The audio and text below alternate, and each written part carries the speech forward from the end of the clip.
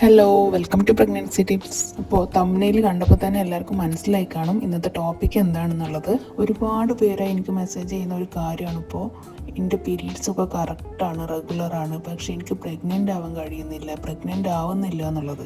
അപ്പോൾ ഹസ്ബൻഡിന് എന്തെങ്കിലും പ്രോബ്ലം ഉള്ളതുകൊണ്ടാണോ ഇങ്ങനെ വരുന്നത്? എൻ്റെ പീരീഡ്സ് റെഗുലറാണ്, അപ്പോൾ എനിക്കൊരു കുഴപ്പം ഉണ്ടാവില്ല, ഹസ്ബൻഡിനായിരിക്കോ പ്രോബ്ലം എന്നുള്ളതൊക്കെ ഒരുപാട് പേര് ഡൗട്ടായിട്ട് ഇങ്ങനെ ചോദിച്ചുകൊണ്ടിരിക്കുന്നുണ്ട്. അപ്പോൾ പിന്നെ അതിനെക്കുറിച്ച് തന്നെ നമുക്കൊരു വീഡിയോ ചെയ്യാമെന്ന് വിചാരിച്ചു. അപ്പോൾ ആദ്യം തന്നെ എല്ലാവരും മനസ്സിലാക്കേണ്ട ഒരു കാര്യം എന്താണെന്ന് വെച്ചിട്ടുണ്ടെങ്കിൽ, പീരീഡ്സ് റെഗുലർ ആണെന്ന് വിചാരിച്ച് നമുക്ക് വേറെ ഒരു പ്രോബ്ലവും ഇല്ല, പ്രഗ്നൻ്റ് ആവാനുള്ള ചാൻസ് 100% ആണെന്ന് ഒരിക്കലും പറയാൻ പറ്റില്ല. പ്രഗ്നൻ്റ് ആവാനുള്ള റീസണിൽ ഒരേ ഒരു കാര്യം, മെയിനായിട്ടുള്ളൊരു കാര്യം മാത്രമാണ് റെഗുലർ പീരീഡ്സ് എന്നുള്ളത്. റെഗുലർ പീരീഡ്സ് ആണെന്നുണ്ടെങ്കിൽ നമുക്ക് പ്രഗ്നൻസിക്കുള്ള ചാൻസ് കൂടുതൽ തന്നെയാണ്, അതിൽ യാതൊരു സംശയവുമില്ല. എങ്കിൽ കൂടെ മറ്റൊരുപാട് ഘടകങ്ങൾ നമ്മുടെ പ്രഗ്നൻസിയുമായിട്ട് ബന്ധപ്പെട്ടിട്ടിരിക്കുന്നുണ്ട്. അതുകൊണ്ട് തന്നെ നമുക്ക് റെഗുലർ പീരീഡ്സ് ആണ്, അപ്പോൾ ഇനി നമ്മുടെ പ്രോബ്ലം കൊണ്ടാവില്ല കുഞ്ഞുണ്ടാവാത്തത്, ഹസ്ബൻഡിൻ്റെ പ്രോബ്ലം ആയിരിക്കും നമുക്ക് ഒരിക്കലും പറയാൻ കഴിയില്ല. ഹസ്ബൻഡിന് പ്രോബ്ലം ഉള്ളെങ്കിലും ഇങ്ങനെ വരാം, അതൊരു ചാൻസ് മാത്രമാണ്. എങ്കിലും നമുക്കും വേറെ ഒരുപാട് പ്രോബ്ലംസ് ഉണ്ടെങ്കിൽ, റെഗുലർ പീരീഡ്സ് അല്ലാതെ തന്നെ വേറെ ഒരുപാട് പ്രോബ്ലംസ് ഉണ്ടെങ്കിൽ ഇങ്ങനെ പ്രഗ്നൻസി ലേറ്റ് ആവാനുള്ള ചാൻസ് ഉണ്ട്. മറ്റെന്തെല്ലാം കാരണങ്ങൾ നമ്മളെ പ്രഗ്നൻസി അഫക്റ്റ് ചെയ്യുന്നു എന്നുള്ളത് നോക്കാം നമുക്ക് ഇന്നത്തെ വീഡിയോയിൽ. നമ്മുടെ റെഗുലർ പീരീഡ്സിനെ സൂചിപ്പിക്കുന്ന ഒരു കാര്യം എന്താ?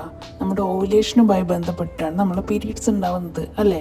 അപ്പോൾ നമുക്ക് റെഗുലറായിട്ട് പീരീഡ്സ് നടക്കുന്നുണ്ട് എന്നുണ്ടെങ്കിൽ അതിനർത്ഥം നമ്മുടെ ഓവുലേഷൻ കറക്റ്റായി നടക്കുന്നുണ്ട് എന്നുള്ളത് മാത്രമാണ്. അതായത് ആ ഫോളിക്കലിൻ്റെ ഉള്ളിൽ നിന്ന് നമ്മുടെ അണ്ടം പുറത്തേക്ക് വരുന്നുണ്ട് ഓവുലേഷനിൽ. ആ ഒരു പ്രോസസ്സ് മാത്രമാണ് ഓവുലേഷനിൽ നടക്കുന്നത്. അപ്പോൾ ഇതിന് തുടർച്ചയായി വേറെ ഒരുപാട് പ്രോസസ്സ് നമ്മുടെ ശരീരത്തിൽ നടക്കുന്നുണ്ട്. അപ്പോൾ ഇതെല്ലാം കറക്റ്റായാൽ മാത്രമേ നമുക്ക് പ്രഗ്നൻസി ഉറപ്പിക്കാൻ പറ്റുള്ളൂ.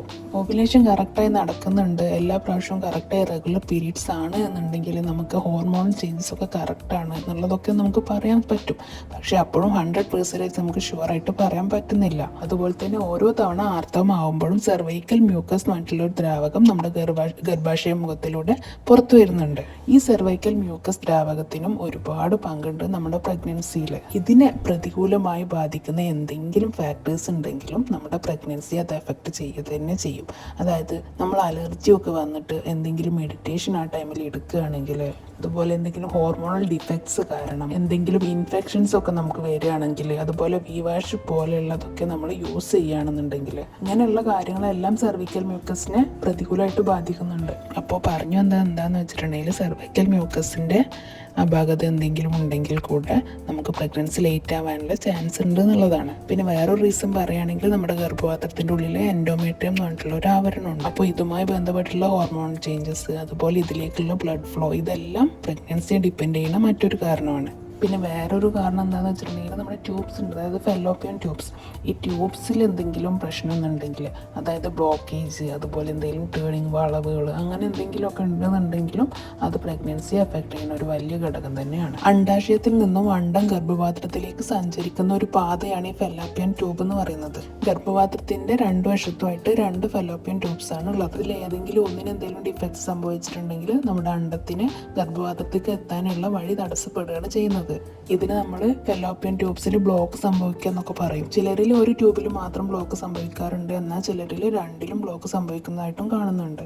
പീരീഡ്സ് കറക്റ്റ് ആയതുകൊണ്ട് തന്നെ ഓവുലേഷൻ കറക്റ്റായി സംഭവിക്കുന്നുണ്ട്. എന്നാൽ ഇങ്ങനെ പുറത്തു വരുന്ന അണ്ടത്തിന് ബീജമായിട്ട് സംയോജിക്കാൻ പറ്റുന്നില്ല. കാരണം എന്താണ്? ഈ ട്യൂബിലുള്ള ബ്ലോക്ക് കാരണം രണ്ടും കൂടെ ഫ്യൂഷൻ സംഭവിക്കുന്നില്ല. അങ്ങനെ വരുമ്പോൾ ഒരിക്കലും ഗർഭധാരണം അവിടെ നടക്കുന്നില്ല. ഈ ഫെലോപ്പിയൻ ട്യൂബ്സിലുള്ള ബ്ലോക്കിന് ഒരുപാട് റീസൺസ് ഉണ്ട്. പഴുപ്പ് വരുന്നത്, അണുബാധ, രക്തം കട്ട പിടിക്കുന്നത്, അങ്ങനെ ഒരുപാട് റീസൺ കൊണ്ട് ഈ ഫെലോപ്പിയൻ ട്യൂബിൾസിൽ ബ്ലോക്ക് വരുന്നുണ്ട്. അപ്പോൾ ഇങ്ങനെയുള്ള കാര്യങ്ങളൊക്കെ ആദ്യം തന്നെ കറക്റ്റായിട്ട് ചെക്കപ്പ് എടുത്തിട്ട് അതിനുള്ള ട്രീറ്റ്മെൻറ്റ് സ്റ്റാർട്ട് ചെയ്യണം. പിന്നെ ഇതുപോലെ യൂട്രസിൻ്റെ ഉള്ളിൽ ഉണ്ടാവുന്ന ഒരുപാട് പ്രോബ്ലംസ് വന്ധ്യതയ്ക്ക് കാരണമായിട്ട് വരാറുണ്ട്. സെപ്റ്റേറ്റ് യൂട്രസ്, അതുപോലെ യൂട്രസിൻ്റെ ഉള്ളിൽ മുന്നേ എന്തെങ്കിലും TB വന്നിട്ടുണ്ടെങ്കിൽ അതിൻ്റെ പ്രശ്നങ്ങൾ, അതുപോലെ ഫൈബ്രോയിഡ്സ് ഉണ്ടാവുക, ഇങ്ങനെ ഒരുപാട് കാരണങ്ങൾ കൊണ്ട് യൂട്രസിൻ്റെ ഉള്ളിലെ ഓരോ പ്രശ്നങ്ങൾ കൊണ്ടും ഇതുപോലെ പ്രഗ്നൻ്റ് ആവാൻ വേണ്ടിയിട്ട് ലേറ്റ് ആവാനുള്ള കാരണങ്ങളുണ്ട്. ഇതൊന്നും നമ്മുടെ പീരീഡ്സിനെ ബാധിക്കുന്നില്ല, പക്ഷേ പ്രഗ്നൻസിനെ ഇതെല്ലാം ബാധിക്കുന്നുണ്ട്. പിന്നെ അതുപോലെ ഇടയ്ക്കിടയ്ക്ക് യൂറിനറി ഇൻഫെക്ഷൻസ്, വെജനൽ ഇൻഫെക്ഷൻസ് ഒക്കെ വരുന്നവരുണ്ടായിരിക്കും. അപ്പോൾ അവർ ഇതിന് വേണ്ടിയിട്ട് ഒരുപാട് ആൻറ്റിബയോട്ടിക്സ് കഴിക്കുന്നവരൊക്കെ ഉണ്ടായിരിക്കും. അപ്പോൾ ഇങ്ങനെയൊക്കെ ഉള്ളവർക്കും ഗർഭധാരണത്തിന് കാലതാമസം വരാനുള്ള ചാൻസ് ഉണ്ട്. അതുപോലെ ഇമ്പോർട്ടൻ്റ് ആയിട്ടുള്ള വേറൊരു കാര്യം എന്താണെന്ന് വെച്ചിട്ടുണ്ടെങ്കിൽ, വൈറ്റമിൻ ഡെഫിഷ്യൻസീസ് ആണ്. അതായത് വൈറ്റമിൻ D, വൈറ്റമിൻ B12, ഇതൊക്കെ ഗർഭധാരണത്തിന് അത്യാവശ്യമായിട്ടുള്ള വൈറ്റമിൻസ് തന്നെയാണ്. അപ്പോൾ ഇതിൻ്റെ ഒക്കെ ഡെഫിഷ്യൻസീസ് ഒക്കെ ഉണ്ടെങ്കിൽ അത് ഗർഭധാരണത്തിനെ പ്രതികൂലമായിട്ട് ബാധിക്കുക തന്നെ ചെയ്യും. അപ്പോൾ വൈറ്റമിൻസ് എന്ന് പറയുമ്പോൾ തന്നെ നിങ്ങൾക്ക് മനസ്സിലാക്കി കാണും അതിനോട് ബന്ധപ്പെട്ടുള്ളതിനാണ് നമുക്ക് ഫുഡ് അല്ലേ. അപ്പോൾ ഭക്ഷണക്രമത്തിൻ്റെ കാര്യത്തിലും നിങ്ങൾ പ്രഗ്നൻ്റ് ആവാൻ ട്രൈ ചെയ്യുന്നവരാണെന്നുണ്ടെങ്കിൽ നന്നായി ശ്രദ്ധിക്കണം. അതും പ്രഗ്നൻസിയെ ബാധിക്കുന്ന ഒരു വലിയ ഘടകം തന്നെയാണ്. പിന്നെയുള്ള ഒരു കാര്യം എന്ന് പറഞ്ഞിട്ടുണ്ടെങ്കിൽ സ്ട്രെസ്സാണ്. സ്ട്രെസ്സിന് ഏറ്റവും കൂടുതൽ ഇമ്പോർട്ടൻസ് കൊടുക്കേണ്ട ഒരു കാര്യം തന്നെയാണ്, പ്രത്യേകിച്ച് പ്രഗ്നൻസിയുടെ കാര്യത്തിൽ. അത് സ്ത്രീക്കാണെങ്കിലും പുരുഷനാണെങ്കിലും ഒരുപോലെ അഫക്റ്റ് ചെയ്യുന്ന ഒന്നാണ്. അതിപ്പോൾ ബന്ധപ്പെടുന്നതിൻ്റെ മുന്നേ ആണെങ്കിലും ബന്ധപ്പെടുന്ന ടൈമിലാണെങ്കിലും ബന്ധപ്പെട്ടതിന് ശേഷമാണെങ്കിലും നമ്മൾ സ്ട്രെസ്സ് ഉണ്ടെന്നുണ്ടെങ്കിൽ അത് നമ്മുടെ ഹോർമോണൽ ചേഞ്ചസും അതുപോലെ നമ്മുടെ ബോഡിയിലുള്ള ഒരുപാട് മാറ്റങ്ങൾക്കൊക്കെ കാരണമാവും. ഇത് നമ്മുടെ പ്രഗ്നൻസീനെ അഫക്റ്റ് ചെയ്യും. അതുപോലെ പ്രഗ്നൻ്റ് ആയാൽ തന്നെ അത് നമ്മുടെ കുഞ്ഞിനും ബാധിക്കും. അതുകൊണ്ട് തന്നെ നമ്മൾ മാക്സിമം സ്ട്രെസ് ഫ്രീ ആയിട്ട് റിലാക്സ് ആയിട്ട് ഫ്രീ ആയിട്ട് വേണം ഈ ടൈമിൽ ഇരിക്കാൻ വേണ്ടിയിട്ട്. നമുക്ക് എന്താ കുഞ്ഞുങ്ങൾ ഇതുവരെ ആവാത്തത്? നമ്മുടേക്കാൾ മുന്നേ കല്യാണം കഴിഞ്ഞവർക്കൊക്കെ ആയി, നമ്മുടേക്കാൾ ശേഷം കല്യാണം കഴിഞ്ഞവർക്കൊക്കെ ആയല്ലോ, എന്നിട്ട് നമുക്ക് എന്താ ഇതുവരെ ആവാത്ത? എനിക്ക് എന്തെങ്കിലും പ്രോബ്ലം ഉണ്ടാവുമോ? എൻ്റെ ഹസ്ബൻഡിന് എന്തെങ്കിലും പ്രോബ്ലം ഉണ്ടാവുമോ? ഇങ്ങനെ അനാവശ്യമായിട്ട് കുറേ ചിന്തിച്ച് കൂട്ടി ടെൻഷൻ ആവരുത്. എപ്പോഴും നമ്മൾ പോസിറ്റീവായിട്ട് മാത്രം ചിന്തിക്കാൻ ശ്രമിക്കുക. അതായത് എനിക്കൊരു പ്രശ്നമില്ല, എനിക്ക് ഇത്രയും പെട്ടെന്ന് തന്നെ നല്ലൊരു കുഞ്ഞിനെ കിട്ടും, ഇനി എന്തെങ്കിലും പ്രോബ്ലം ഉണ്ടെങ്കിൽ തന്നെ ഇന്നത്തെ കാലത്ത് ട്രീറ്റ്മെൻറ്റ് ഉണ്ടല്ലോ, എല്ലാത്തിനും നമുക്ക് ട്രീറ്റ്മെൻറ്റ് ചെയ്യാം. അങ്ങനെയൊക്കെ പോസിറ്റീവായിട്ട് മാത്രം നമ്മൾ ആ ബന്ധപ്പെടുന്ന ടൈമിലും അതിന് മുന്നും ശേഷവും എല്ലാം ചിന്തിക്കുക. എന്നിട്ട് നമുക്ക് പ്രഗ്നൻസി ആയിട്ടില്ല എന്നുണ്ടെങ്കിലും നമുക്ക് അപ്പോൾ ട്രീറ്റ്മെൻറ്റ് സ്റ്റാർട്ട് ചെയ്യുക, ഡോക്ടറെ കാണിക്കുകയൊക്കെ ചെയ്യാമല്ലോ. പിന്നെയുള്ള ഒരു ഇമ്പോർട്ടൻറ്റ് ഫാക്ടർ എന്താണെന്ന് വെച്ചിട്ടുണ്ടെങ്കിൽ ഉറക്കമാണ്. ഇതും സ്ത്രീയെയും പുരുഷനെയും ഒരുപോലെ ബാധിക്കുന്ന ഒന്ന് തന്നെയാണ്. ഉറക്കവുമായി ബന്ധപ്പെട്ട് നമുക്ക് ഒരുപാട് ഹോർമോണൽ ചേഞ്ചസ് ശരീരത്തിൽ ഉണ്ടാകുന്നുണ്ട്. ഇപ്പോൾ മെലറ്റോണിൻ പോലെയുള്ള ഹോർമോൺസ് ഒക്കെ റിലീസ് ചെയ്യുന്ന സമയം എന്ന് പറഞ്ഞിട്ടുണ്ടെങ്കിൽ ഒരു രാത്രി ഒരു 12 മണിക്ക് 1 മണി 2 മണി ആ ടൈമിലൊക്കെ ആയിരിക്കും. അപ്പോൾ മാക്സിമം ഉറങ്ങാൻ വേണ്ടി ശ്രദ്ധിക്കുക. അതായത് കൂടുതൽ ഉറങ്ങരുത്, കുറവ് ഉറങ്ങരുത്, അത്യാവശ്യത്തിന് ഉറങ്ങാൻ വേണ്ടി ശ്രദ്ധിക്കുക. രാത്രി ഒരു 11 മണി ആകുമ്പോഴേക്കെങ്കിലും ഉറങ്ങാൻ വേണ്ടിയിട്ട് ശ്രമിക്കുക, പ്രത്യേകിച്ച് പ്രഗ്നൻ്റ് ആവാൻ വേണ്ടി ട്രൈ ചെയ്യുന്നവർ. മെലറ്റോണിൻ, ലെപ്റ്റിൻ അതുപോലുള്ള ഹോർമോൺസൊക്കെ നമ്മുടെ ഈ ഉറക്കവുമായി ബന്ധപ്പെട്ടുള്ള ഹോർമോൺസാണ്. ഈ ഹോർമോൺസ് നമ്മുടെ അണ്ടത്തിൻ്റെ ക്വാളിറ്റി അതുപോലെ ഓവുലേഷനൊക്കെ നന്നായിട്ട് ബാധിക്കുന്നത് തന്നെയാണ്. അപ്പോൾ ഉറക്കത്തിൻ്റെ കേസിലുള്ള ഇമ്പോർട്ടൻസ് മനസ്സിലായല്ലോ അല്ലേ? നമ്മൾ എത്ര നേരം ഉറങ്ങുന്നു എന്നുള്ളത് പോലെ തന്നെ എപ്പോൾ ഉറങ്ങുന്നു എന്നുള്ളതിന് ഇമ്പോർട്ടൻസ് ഉണ്ട്. മിനിമം ഒരു 6 മണിക്കൂർ എങ്കിലും ഉറങ്ങാൻ വേണ്ടി ശ്രദ്ധിക്കണം. ഒരു 7-8 മണിക്കൂർ ഉറങ്ങുന്നതായിരിക്കും നല്ലത്. 9 മണിക്കൂറിൽ കൂടുതൽ ഉറങ്ങുന്നത് വലിയ നല്ലതൊന്നുമില്ല. അതുപോലെ റെഗുലറായിട്ട് എക്സസൈസ് ചെയ്യുന്നതൊക്കെ നല്ല കാര്യമാണ്. ഇതുവഴി ബ്ലഡ് സർക്കുലേഷൻ കൂടാനൊക്കെ സഹായിക്കുന്നുണ്ട്. അത് ഗർഭധാരണത്തിനും പോസിറ്റീവായിട്ട് എഫക്റ്റ് ചെയ്യുന്ന ഒരു കാര്യം തന്നെയാണ്. അതുപോലെ പ്രഗ്നൻ്റ് ആവാൻ വേണ്ടി ട്രൈ ചെയ്യുന്നവർ മറ്റെന്തെങ്കിലും അസുഖങ്ങൾക്കുള്ള മെഡിറ്റേഷനും എന്തെങ്കിലും ആൻറ്റിബയോട്ടിക്സൊക്കെ കഴിക്കുന്നുണ്ടെന്നുണ്ടെങ്കിൽ അത് ചിലപ്പോൾ പ്രഗ്നൻസിയെ പ്രതികൂലമായി ബാധിക്കുന്ന ഒന്നായേക്കാം.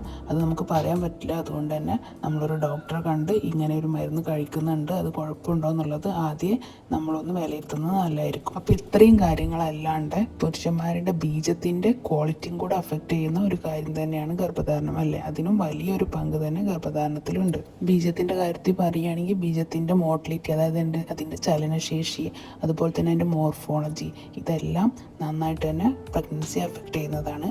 അതുകൊണ്ട് തന്നെ ഒരു സെമൻ അനാലിസിസ് ചെയ്യുന്നതും വളരെ നല്ലതായിരിക്കും. അപ്പോൾ ഇത്രയും കാര്യങ്ങളൊക്കെയാണ് നമുക്കിതിനെക്കുറിച്ച് പറയാനുള്ളത്.